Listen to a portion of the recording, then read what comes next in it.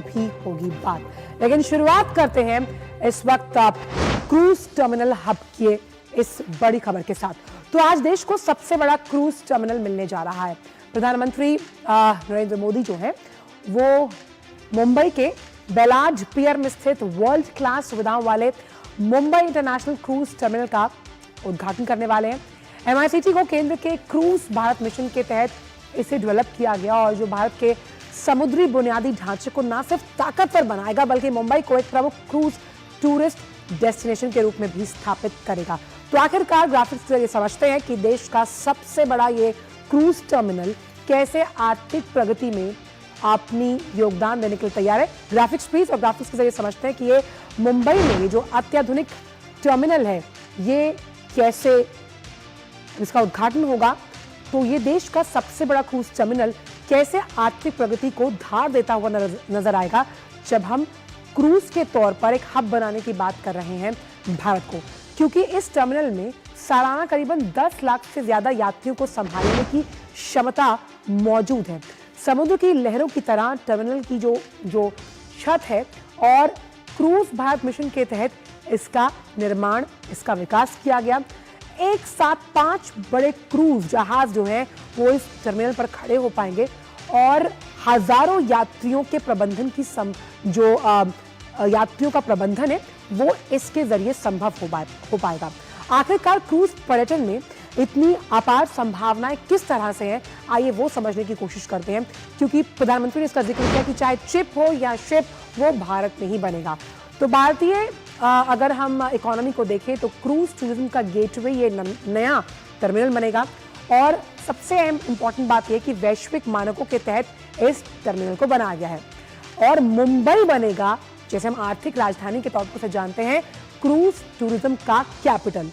3 जो important pillars हैं वो है समुद्र बंदरगाह इसमें शामिल है, साथ ही साथ नदी और अंतरदेशीय क्रूज को भी इसमें शामिल किया गया है।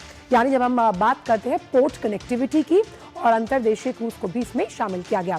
साथ ही साथ द्वीप लाइट हाउस को भी इस क्रूज से बढ़ावा मिलता हुआ नजर आएगा। इससे होगा क्या, जो विदेशी पर्यटक आते हैं बड़ी संख्या में वो यहाँ पर आकर्षित होते हुए नजर आएंगे और घरेलू यात्रियों के लिए भी एक शानदार अनुभव होगा। समुद्री तटीय और नदी के नेटवर्क को अगर देखें तो एक विस्तारीकरण मिलता हुआ नजर आएगा और रोजगार के मौके भी इस क्रूज से सृजित होते हुए नजर आएंगे। जो आपकी घरेलू अर्थव्यवस्था है, स्थानीय अर्थव्यवस्था है, उसे भी बढ़ावा मिलेगा। और इस पूरी बड़ी खबर पर हमारे साथ शैलेंद्र मिश्र जो है वो जुड़ गए।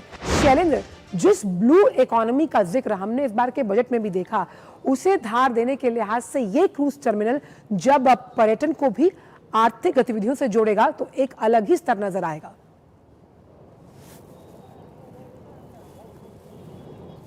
आंचल, देखिए, आज 34,000 करोड़ से ज़्यादा की परियोजनाओं का उद्घाटन या शिलान्यास प्रधानमंत्री नरेंद्र मोदी ने किया है भावनगर से, जिसमें सिर्फ गुजरात की परियोजनाएं नहीं है, कोलकाता और मुंबई की भी अहम परियोजनाएं शामिल हैं और समुद्र से समृद्धि की ओर जो एक ले जाने की बात कही गई है, जिसमें हम जो पोर्ट विकास की बात, शिपिंग सेक्टर के विकास की बात करते हैं, उसमें किस तरह से आगे बढ़ा जा सकता है, उसका जिक्र आज प्रधानमंत्री नरेंद्र मोदी ने किया कि शिपिंग में हम किराए के तौर पर ही जो विदेशी कंपनियों को 6 लाख करोड़ रुपए देते हैं सालाना, और आप बीते दशकों में या 7 दशकों में देखें तो कितना पैसा विदेशी कंपनियों को गया और उसका अगर कुछ हिस्सा हम यहाँ वापस ला पाएँ और यहाँ के शिपिंग सेक्टर पर खर्च कर पाएँ तो फिर कई नौकरियाँ भी होंगी, लाखों नौकरियाँ होंगी और हम तेज़ी से विकास कर सकेंगे। हम जानते हैं कि सड़क रेल के साथ साथ अगर आप अंतर्राष्ट्रीय व्यापार में देखें तो सबसे महत्वपूर्ण होता है कि बंदरगाहों के जरिए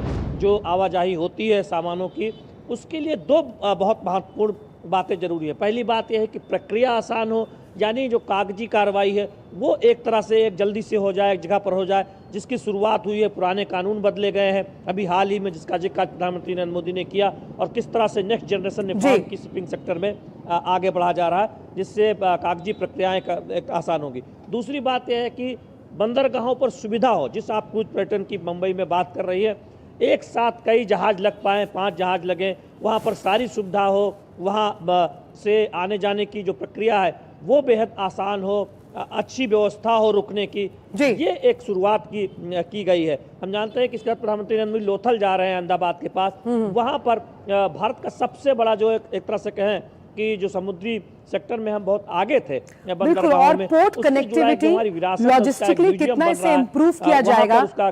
बिल्कुल, पोर्ट कनेक्टिविटी के लिहाज से लॉजिस्टिकली हम इसे कितना इंप्रूव करेंगे, साथ ही साथ फ्लीट्स का जो विस्तारीकरण है वो कैसे किया जाएगा, और शिपिंग सेक्टर को अगर हम देखें तो एक गेम चेंजर बदलाव की जरूरत है जो हम आज होते हुए देख पाएंगे। बहुत बहुत शुक्रिया शेरिन, तमाम जानकारी को हमसे साझा करने के। तो